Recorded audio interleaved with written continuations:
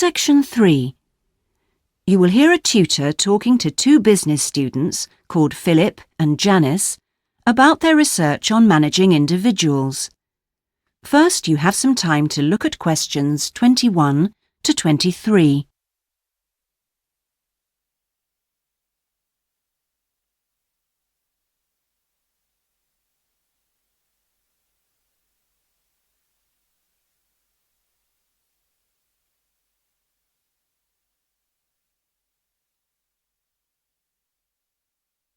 Now listen carefully and answer questions 21 to 23. Well, you've both been looking at different styles of managing individuals in companies and the workplace. How's the research going, Philip? Well, I've been looking at why individual differences are such an important area of management studies. When you think about any organisation, be it a family business or a multinational company, they're all fundamentally a group of people working together. But it's what these individuals contribute to their places of work that makes you realise how important they are. Of course, they bring different ideas, but it's also their attitudes and their experiences of learning. Diversity is important in these areas too. So why do people behave so differently from one another at work? There are lots of reasons, but research has shown that a lot of it comes down to personality. And the other factor is gender. It's a well-known fact that men and women do lots of things in different ways, and the workplace is no different. Did you look at the effects of this variation on companies? Yes, I did. On the positive side, exposure to such diversity helps encourage creativity, which is generally an asset to a company. But unfortunately, individual differences are also the root of conflict between staff, and they can lead to difficulties for management, which can sometimes be serious.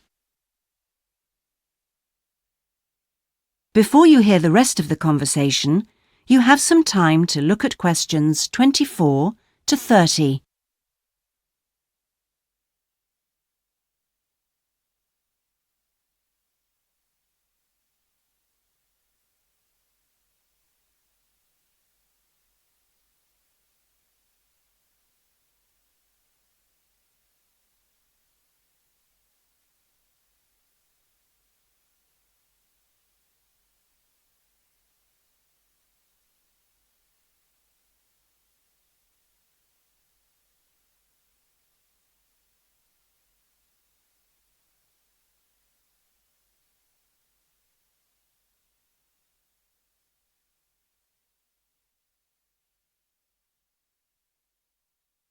Now listen and answer questions 24 to 30.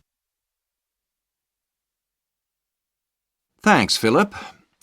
So now I guess the two main things to remember here are to identify individual talent and then to utilize it. So, Janice, you were looking at identifying different talents in workers. Do you think this is easy for managers to do? Well, currently, teamwork is in fashion in the workplace.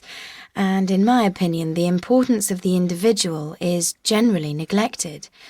What managers should be targeting is those employees who can take the lead in a situation and are not afraid to accept the idea of responsibility. That's true, Janice, but unfortunately many managers think the entire notion of encouraging individuality amongst their staff is far too hard. Yes, that may be true.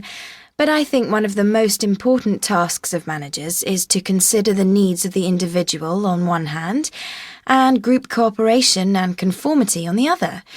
It requires creative thinking on the part of management to avoid tension. So, Janice, what kind of people do you think companies should be looking for? Well, it has to start from the very beginning, when companies are looking for new employees. When the personnel department is choosing between applicants, they need to look for someone who's broken the mould and can think for themselves. Instead, people making these decisions often use a range of psychological tests to see if a person is a problem solver or will do as they're told. I'm not convinced these qualities are actually the most important. So do you think being a good team player is overrated? No, it's not overrated. You do need to learn the rules and learn them fast. No individual can get around this if you're working in an organisation. So how should managers deal with this? Rewards. When an individual demonstrates the behaviour the organisation expects, some kind of incentive can be given. What's important here is that this happens right at the beginning, so new recruits learn the rules of the system immediately.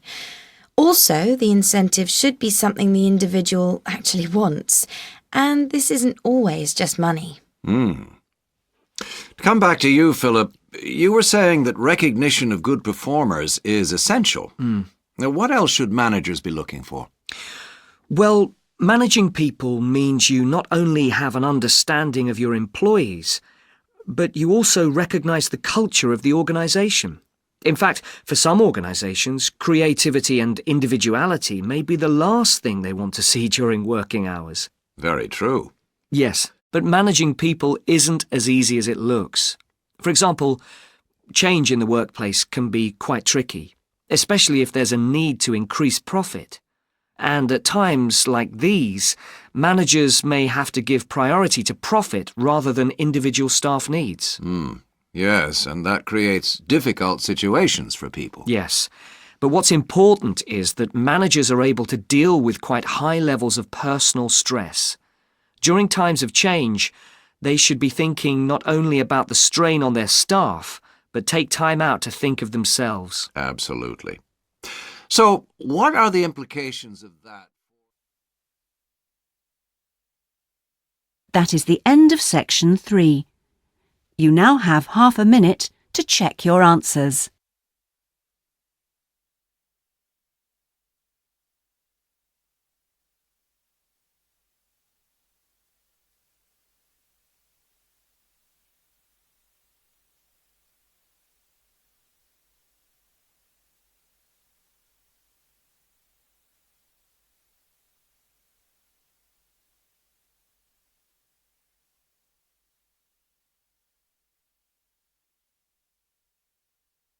Now turn to section 4.